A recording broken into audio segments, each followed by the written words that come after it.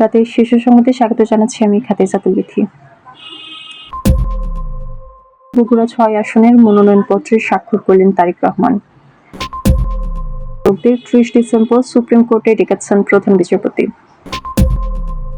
ভারতের সংখ্যালঘুদের ওপর সহিংসতায় উদ্বেগ জানালো বাংলাদেশ। শারীরিক সম্পর্কের পর অস্বীকার শিবি নেতার, বিয়ের দাবিতে অবস্থান প্রেমিকার। শুনছিলেন শিরোনাম, এবার বিস্তারিত।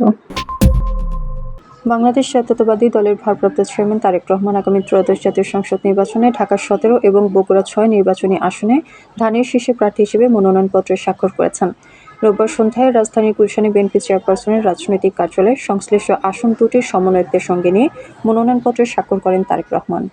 সারা দেশে কর্মরত বিচার বিভাগীয় কর্মকর্তাদের উদ্দেশ্যে অভিভাষণ দেবেন প্রধান বিচারপতি জুবাইর রহমান চৌধুরী। আগামী ৩০ ডিসেম্বর সকাল ১০টায় সুপ্রিম কোর্ট অডিটোরিয়ামে এই অভিভাষণ দেবেন প্রধান বিচারপতি।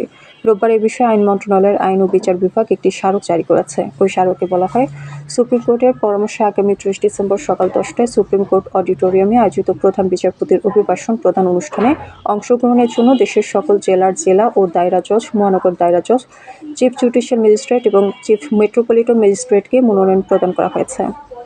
সাম্প্রতিক সময়ে ভারতের সংখ্যালঘু হত্যার ঘটনায় গভীরভাবে উদ্বেগ প্রকাশ করেছে বাংলাদেশ। ভারতের সংশ্লিষ্ট কর্তৃপক্ষ এসব ঘটনা নিরপেক্ষ তদন্ত এবং দোষীদের বিচারের আওতায় আনার দাবি জানিয়েছে ঢাকা। রোববার পররাষ্ট্র মন্ত্রণালয়ের মুখপাত্র এস.এম. মাহবুবুল আলম উদ্বেগ জানিয়ে এসব কথা বলেন। মাহবুবুল আলম বলেন, ভারতে মুসলিম, খ্রিস্টান সহ বিভিন্ন সংখ্যালঘুর বিরুদ্ধে সংঘটিত নৃশংস হত্যাকাণ্ড, গণপিটুনি, নির্বিচার আটক ও ধর্মীয় অনুষ্ঠানে বাধার ঘটনা গভীর উদ্বেগের বিষয়।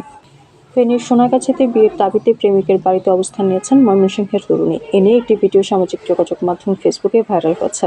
শনিবার রাতে ওই তরুণী সোনাগাছিতে এসে স্থানীয় এলাকাবাসীর সহায়তায় প্রেমিকের বাড়িতে অবস্থান নেয়। প্রেমিকের নাম জামাল উদ্দিন। তিনি উপজেলার মঙ্গলকান্দি ইউনিয়নের আকিলপুর গ্রামের আলম সওদাগরের পুরাতন বাড়ির আবুল কালামের ছেলে। জামাল শিবিরের রাজনীতি ও তার বাবা জামায়াতের সঙ্গে যুক্ত বলে স্থানীয় সূত্রে জানা গেছে। ভুক্তভোগী তরুণীর নাম তাসলিমা আক্তার তমা। তিনি ময়মনসিংহের সদর উপজেলার বাসিন্দা। তার দাবি তিনি স্থানীয় মাদ্রাসা থেকে কামিল পাশ করেছেন। আমাদের আগামীকাল দুপুরের সংবাদ দেখার আমন্ত্রণ জানিয়ে এখনকার মতো বিদায় নিচ্ছি। দর্শক, ভিডিওটি শেষ পর্যন্ত দেখার জন্য আপনাকে অসংখ্য ধন্যবাদ। নিত্য নতুন সংবাদ পেতে আমাদের ইউটিউব চ্যানেল সাবস্ক্রাইব করুন ও নিয়মিত নোটিফিকেশন পেতে বেল বাটনে ক্লিক করুন এবং আমাদের ফেসবুক পেজটি লাইক করুন। এছাড়াও আমাদের ভিডিওতে লাইক দিয়ে শেয়ার করুন। আল্লাহ হাফেজ।